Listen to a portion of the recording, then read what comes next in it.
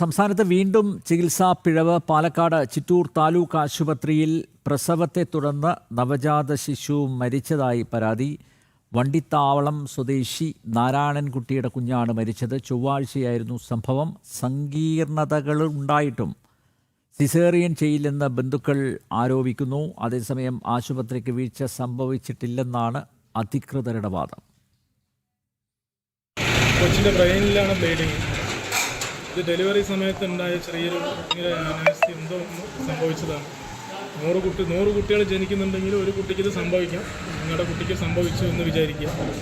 നമുക്കിതിൽ രക്ഷപ്പെടില്ല സാറേ, എന്തെങ്കിലും ഇത് ചെയ്യാൻ പറ്റില്ലേ എന്ന് ഞാൻ ചോദിച്ചു.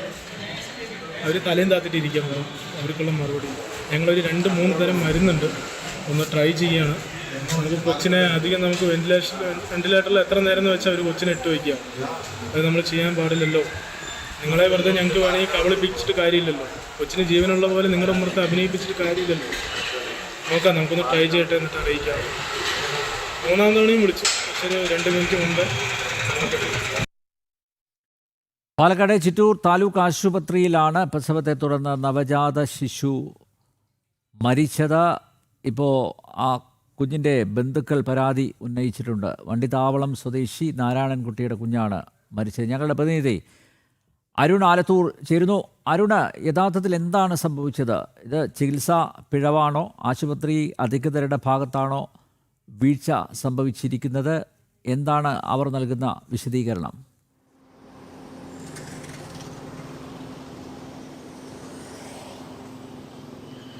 അനിൽ നമ്പ്യാർ, കഴിഞ്ഞ ബുധനാഴ്ചയാണ് ഈ ഒരു വണ്ടിത്താവളം സ്വദേശിയായ നാരായണൻകുട്ടിയുടെ ഭാര്യയ്ക്ക് സിസേറിയന് വേണ്ടി സമയം അനുവദിച്ചിരുന്നത്. അതായത് ഇന്നത്തെ ദിവസമാണ് സിസേറിയന് വേണ്ടി സമയം അനുവദിച്ചിരുന്നത്. പക്ഷേ കഴിഞ്ഞ ദിവസം ചൊവ്വാഴ്ച ഇദ്ദേഹം ഭാര്യയ്ക്ക് പ്രസവവേദന അനുഭവപ്പെട്ടതിനെ തുടർന്ന് ചിറ്റൂർ താലൂക്ക് ആശുപത്രിയിൽ ചികിത്സ തേടുകയായിരുന്നു. അങ്ങനെ ആശുപത്രിയിൽ ചികിത്സ തേടിയ സമയത്ത് കുഞ്ഞിൻ്റെ കാല് ആദ്യം പുറത്തേക്ക് വന്നു.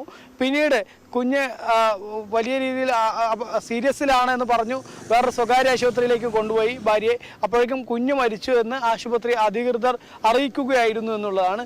ഇതിൽ ഈ കുടുംബം പറയുന്നത് ആശുപത്രിയുടെ ചിറ്റൂരിലെ താലൂക്ക് ആശുപത്രിയുടെ ഭാഗത്തു നിന്നുണ്ടായ ചികിത്സാ പിഴവാണ് കുഞ്ഞിൻ്റെ മരണ കാരണം എന്നുള്ളതാണ് അവർ പ്രധാനമായിട്ട് പറയുന്നത്. കാരണം ഈ ഒരു ഡേറ്റ് നൽകിയത് ഉൾപ്പെടെ കൃത്യമായിട്ട് സിസേറിയന് ബുധനാഴ്ച നൽകി പിന്നീട് ചൊവ്വാഴ്ച തന്നെ കൊണ്ടുവരേണ്ട ഒരു അവസ്ഥ വരുമ്പോൾ അതിൽ സിസേറിയൻ മറ്റു നടപടികളിലേക്ക് കടക്കേണ്ടതായിരുന്നു. പക്ഷേ ആശുപത്രി അത്തരം കാര്യങ്ങളിലേക്ക് കടന്നില്ല.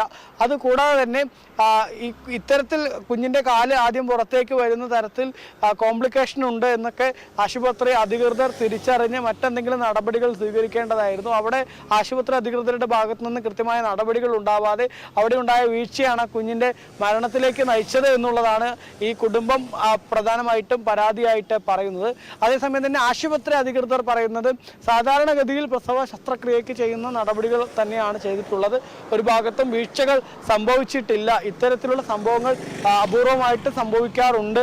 അതിനുപരി ഒരു ചികിത്സാ പിഴവ് എന്ന തരത്തിലല്ല ഇത് സംഭവിച്ചിട്ടുള്ളത് എന്നുള്ളതാണ് ആശുപത്രി അധികൃതർ വ്യക്തമാക്കുന്നത്.